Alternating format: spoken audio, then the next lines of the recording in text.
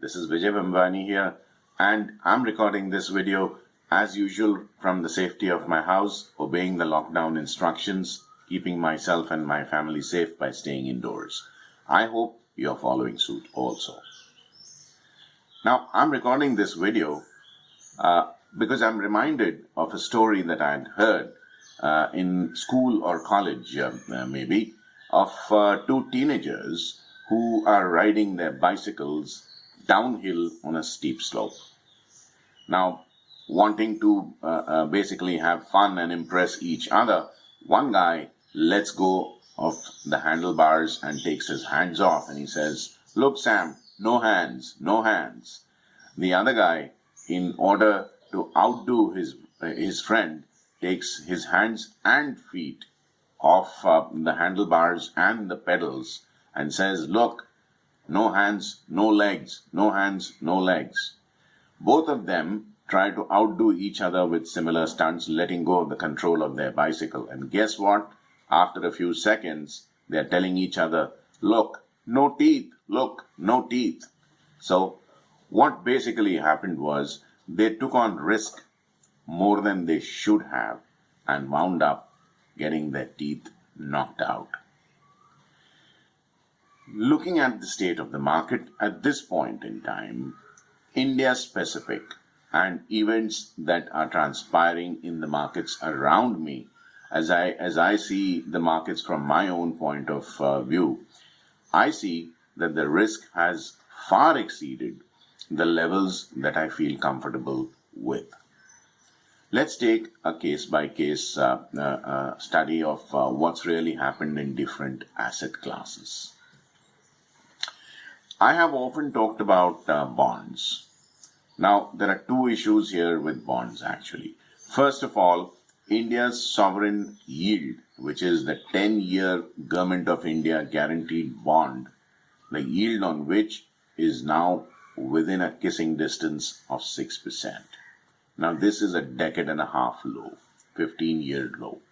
This tells you that there is a lot of buying interest in the Indian sovereign paper, which is another way of the market telling me, hey, we are too scared to hold on to any kind of risky investment, and therefore we want to buy the safety of the government guaranteed returns. So what if the returns are only 6%? Mind you, a year and a half ago, it was as high as 8 to 8.5% after having seen a peak of 9% 2 years ago. So even though the yields are smaller, lesser, people are still flocking to the safety of bonds. That tells you that risk appetite has shrunk in the market. Number two, in the bond market itself, you have seen Franklin Templeton winding up 6 schemes of the credit risk bond scheme. These are debt schemes actually. And guess what? People normally thought debt schemes were relatively safer because there was no equity. And to their utter horror, assets under management of approximately 28,000 crores are now clamped down. Over the weekend, we started hearing rumblings about what kind of bond funds have exposures to what kind of risky assets, especially real estate developers and distressed companies like Divan Housing, which is DHFL, and other real estate companies also. There would obviously be a lot of conjecturing, and whenever there's this kind of conjecturing, there will also be redemptions. People will want to pull money out of mutual fund schemes which they think, I'm using the word think, it may not be so, but they think there is going to be an element of a risk threat perception, and they'll start to preempt by pulling money out. This is not exactly great news for the markets. And then let's go to the commodity markets.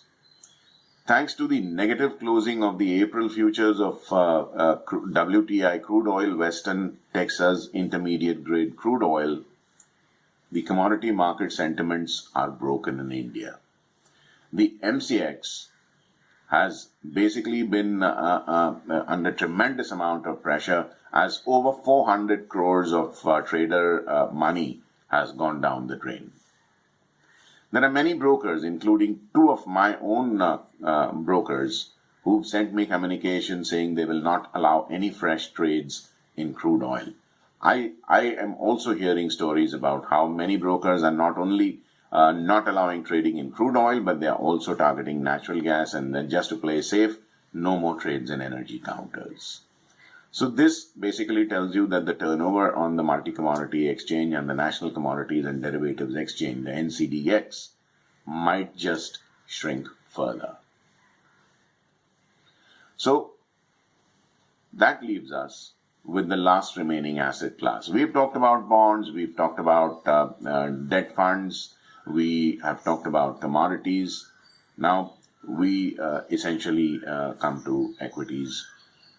And what I am seeing in the equity space is the Securities and Exchange Board of India, SEBI, the market regulator in India for equities, has clamped down, extended the trading restrictions that it had put in place after there was a coronavirus lockdown, and extended those trading restrictions till 28th of May.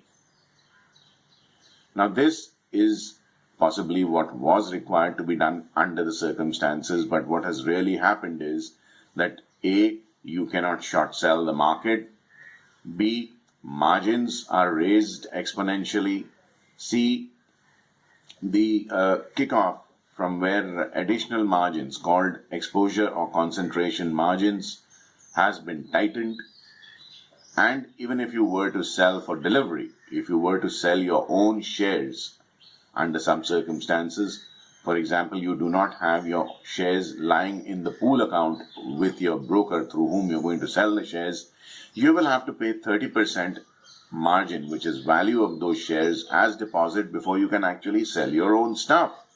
You heard me right. So there is a lot of restriction around asset classes.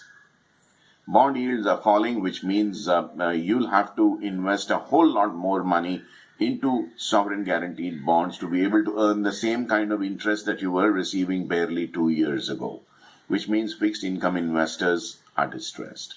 Commodity traders distressed thanks to crude oil.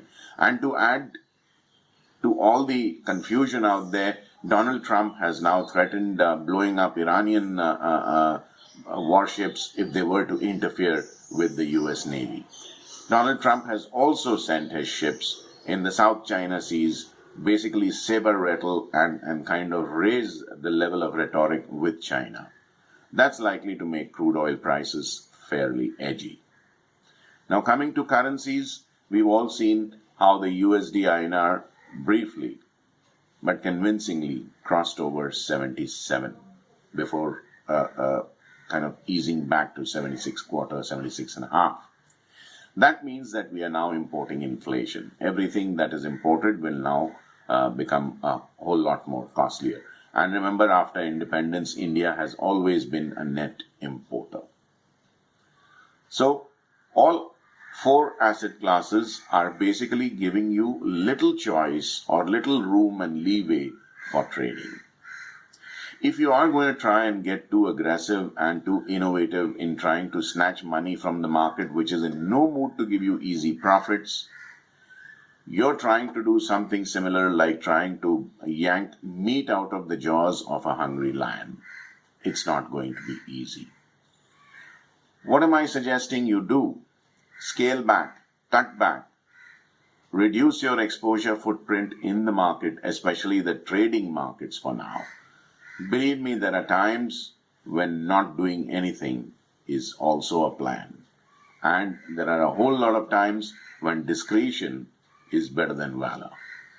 I believe we are there right now. Play safe, sit in a fetal position, conserve cash, conserve your capital, focus on staying alive financially and physically.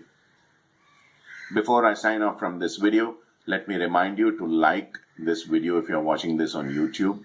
In the comment section, do let me know what you think about this video and what else you would want me to record in my future videos.